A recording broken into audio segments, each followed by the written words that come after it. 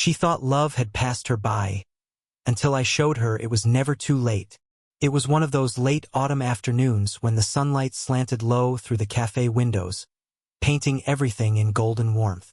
I had come to my favorite little corner cafe to escape the buzz of my own thoughts, carrying nothing but a notebook and a restless mind. That's when I saw her.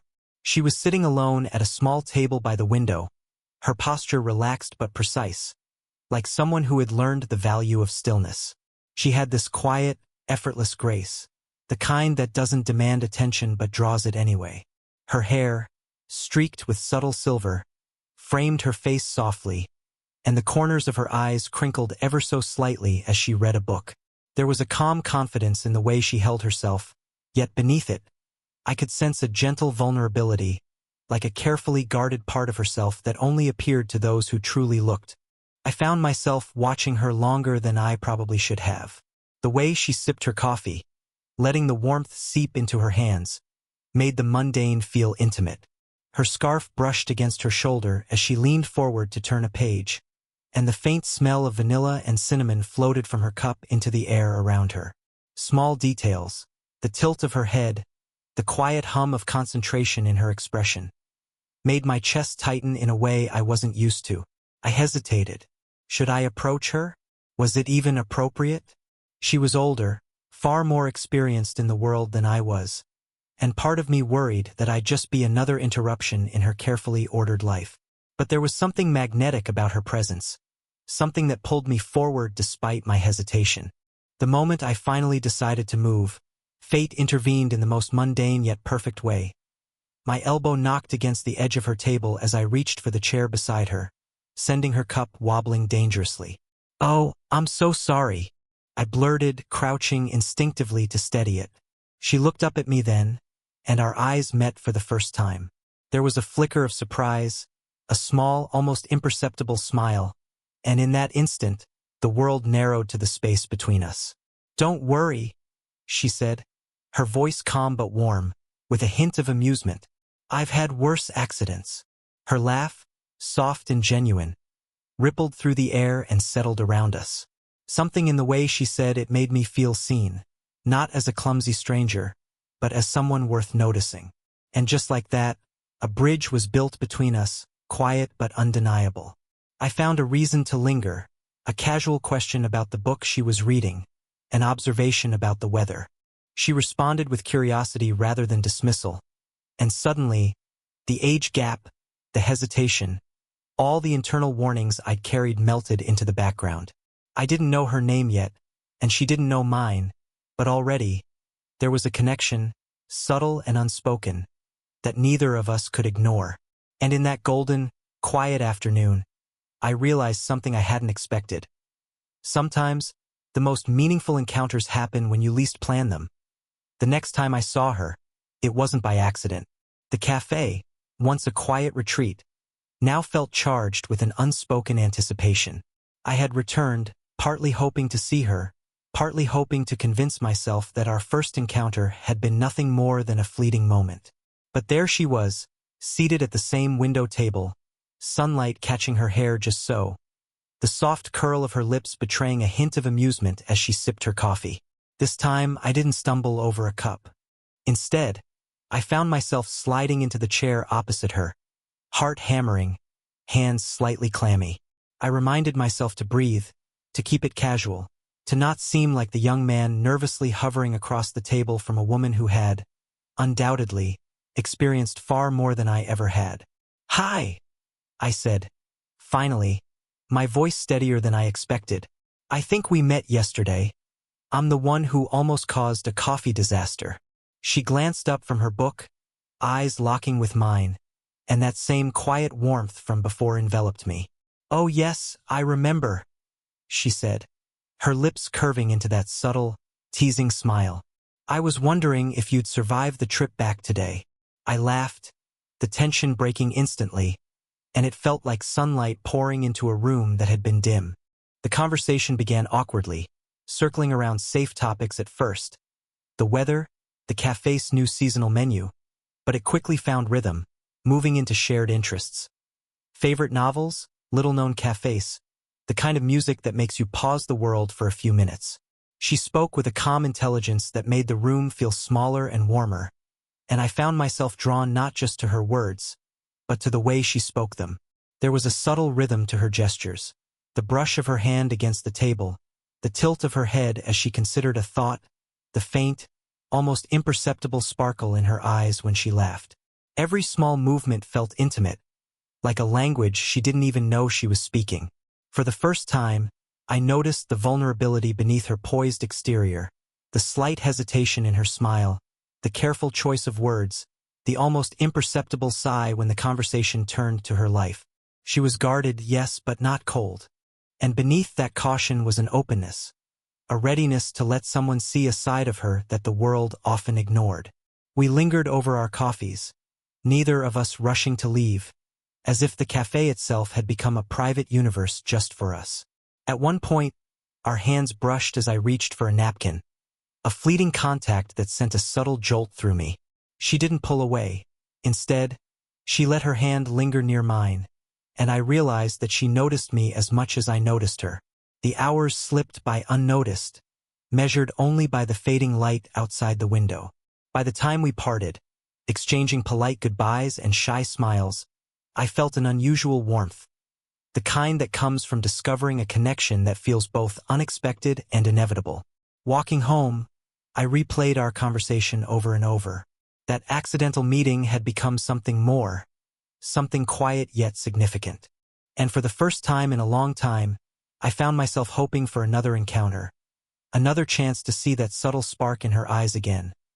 After that second meeting, seeing her became less of a coincidence and more of a quiet expectation. The cafe visits grew into casual walks through the city streets, afternoons spent browsing bookstores, and evenings discovering little hidden corners of the neighborhood neither of us had noticed before. With every shared laugh, every exchanged glance, the invisible barrier between us, the age difference, the caution, the hesitancy, seemed to dissolve just a little.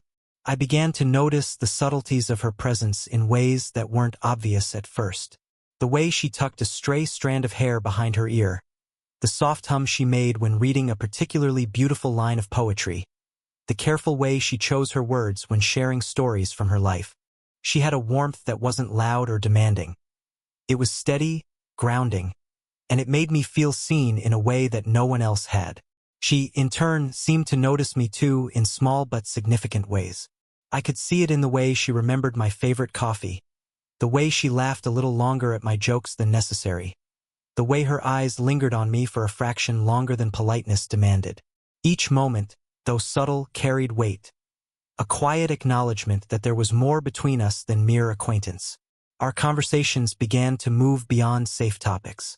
We talked about our pasts, her gentle recounting of experiences that had shaped her, my tentative disclosures of dreams and fears.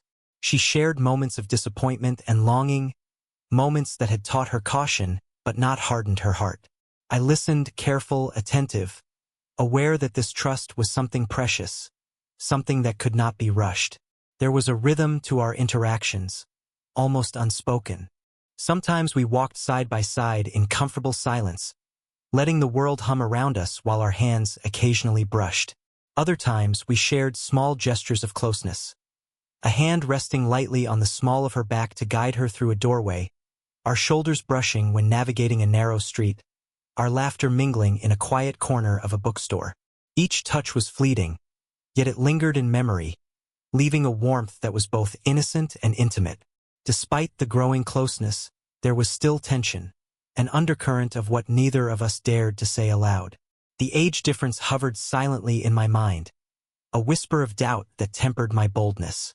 In hers, I sensed hesitation, a quiet fear that this connection might be too fleeting or that life had moved on without room for something new.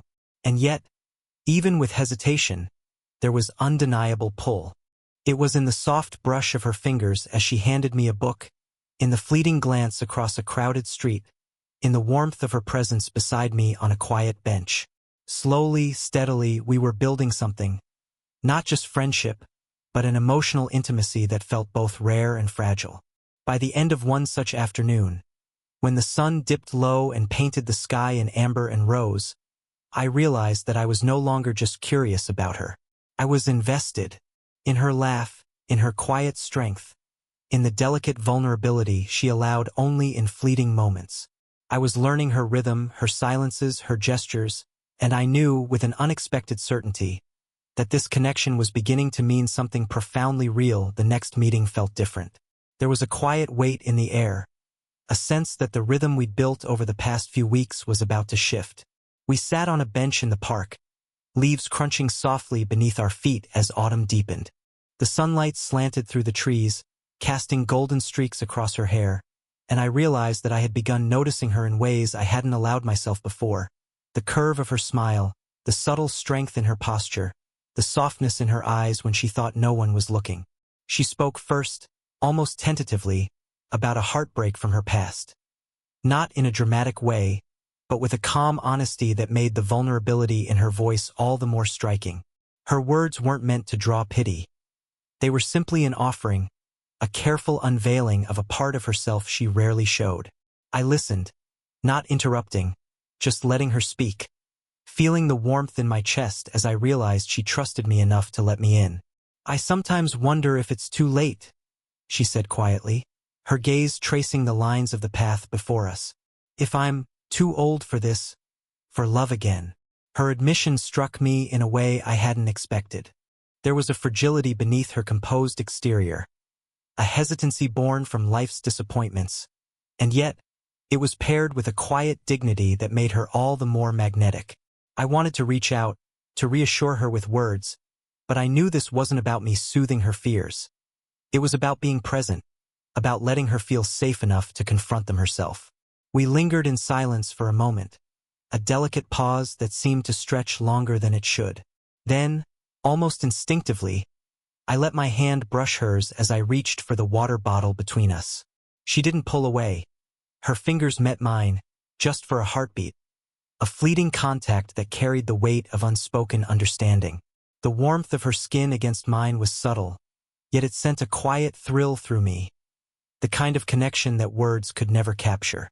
"I understand," I said softly. "I don't want to rush anything. I just want you to know that this, whatever this is between us, doesn't have to be complicated if you don't want it to be. I just want to be here." Her eyes softened, and I could see the hesitation begin to melt into something tender, something that hinted at hope. She leaned back slightly, exhaling as if releasing a small burden, and I realized that our connection had reached a deeper layer. This wasn't just about curiosity or attraction anymore. It was about trust, vulnerability, and the fragile courage required to allow oneself to feel again. We continued our walk, side by side, occasionally brushing shoulders, sharing quiet observations about the park, the crispness in the air, the soft rustle of leaves. The physical touches were small but meaningful, a hand lightly resting on her back as we navigated a narrow path, shoulders brushing when we laughed at a shared joke, fingers almost grazing in moments of natural closeness. By the time we parted, there was a sense of unspoken acknowledgement between us, a mutual recognition that what we were beginning to share went beyond mere friendship, yet neither of us would rush the fragile, tentative thread that connected our hearts. In her quiet hesitation, I saw beauty, depth, and the first real glimmer of possibility. After the park walk, our meetings began to carry a quiet electricity, a tension that neither of us named aloud, yet both of us felt in every lingering glance and subtle touch. It wasn't dramatic or forced. It was in the small, almost accidental moments that suddenly seemed heavy with meaning. A hand brushing hers as she reached for a coffee cup, our shoulders bumping lightly in a narrow bookstore aisle, the faint warmth when we walked side by side, our pace unconsciously matching. Each of these fleeting touches was a silent confession, a language we were both learning without realizing it. We started spending more time together outside of casual encounters. Afternoons turned into long walks, evenings into quiet conversations over tea or a shared pastry. She told me stories about her life, carefully balanced between pride and vulnerability, and I found myself drawn not just to her words, but to the rhythm of her voice, the expressions that flickered across her face, and the subtle ways she gestured while speaking. There was a depth to her presence, a layered complexity that made every moment feel like discovering a secret room in a familiar house. I, in turn, tried to show her how much I noticed her, not in grand declarations but in small gestures. I remembered which flowers she liked in the shop window. I left little notes tucked into books we discussed. I suggested a song or a cafe I thought she might enjoy. Each action was a quiet message. I see you, care about you. I am paying attention to the details that make you who you are. She began to respond in kind, in subtle ways that spoke volumes. A lingering smile when I passed her a note. A brush of her hand against mine that lasted just a beat longer than necessary. A soft laugh at something I hadn't even realized was humorous. It was unspoken, yet electric. A shared understanding that we were both thinking of each other even when apart, that a deeper connection was forming, and that neither of us could ignore it. There were also moments of hesitation, of course. Occasionally, she would step back slightly, eyes downcast, reminding me that fear and caution were still present. And I, despite my own growing feelings, would hold myself in check, careful not to overstep or make her uncomfortable. The tension lived in those silences, in the spaces between words, in the pauses when a glance or touch said more than any sentence could. One afternoon, as we walked beneath the golden glow of late autumn, our hands brushed while adjusting a shared umbrella. Neither of us moved away. Instead, our fingers lingered near one another, almost touching, almost connecting. A quiet, wordless confession that neither of us needed to speak aloud. It was in that moment I realized the truth. Desire and care could exist without rushing into words, without forcing declarations. Could be soft, steady, patient, and still profoundly real. By the time we parted that day, I felt the unspoken agreement between us. We were both aware of the growing depth of our feelings, of the delicate pull drawing us closer. Yet neither of us was ready to cross the invisible line. The tension was no longer uncomfortable. It was comforting, a sign of intimacy, of connection, of possibilities waiting to unfold. And in that silence, I felt a warmth settle in my chest. The quiet, unshakable certainty that something meaningful was beginning between us. Something neither of us would ever forget. That it was a rainy evening when everything changed. The kind of rain that blurs the city lights into soft streaks of amber and silver, turning the streets into a quiet, reflective space. We had been walking together under a shared umbrella, the rhythmic patter of rain above us creating a cocoon of sound. Normally, we might have shared small talk, laughed at passing strangers, or commented on the weather. But tonight, there was a tension in the air. A quiet urgency neither of us had named yet, but both of us could feel. She was unusually quiet, her hands lightly gripping the umbrella's handle, her eyes tracing the wet pavement. I could feel her hesitation, her internal struggle between fear and desire, caution and longing. I wanted to say something, anything, to ease the uncertainty, but the words felt inadequate. Instead, I walked beside her, letting the silence speak, letting my presence be the reassurance she might need. Finally, as we paused beneath the warm glow of a street lamp, the rain falling softly around us, she looked up at me. There was a flicker of vulnerability in her gaze, a silent admission of the fears she had carried for so long. I don't know if this is real," she whispered, almost to herself. "I mean, us." Her words trembled with uncertainty, and in that moment, I realized that everything we had built, the shared laughter, the lingering touches, the subtle glances, had led to this precise point. I reached out, lightly brushing a damp strand of hair from her face, letting my fingers linger at her cheek. Her eyes softened, and the warmth in her gaze met mine, unguarded and tender. "I know it feels uncertain," I said softly, my voice steady even as my heart raced. "But I can't ignore how I feel. Being with you, it feels real to me. You matter more than I can explain. And I don't want to step back or pretend this isn't happening." There was a pause, the world around us narrowing to just the two of us, the rain, and the quiet glow of the street lamp. Her hand trembled slightly before resting on mine, her fingers brushing against mine in a tentative but deliberate gesture. The connection was electric yet gentle, a perfect blend of longing and trust. "I've been afraid," she admitted, voice barely above a whisper. "Afraid that, at my age, that love like this isn't meant for me." "You're wrong," I replied, letting my hand cradle hers. "It's not about age. It's about this connection between us, this trust, this care. I've never felt anything like it before." The rain continued to fall around us, but inside that small circle of warmth and shared vulnerability, the world seemed to pause.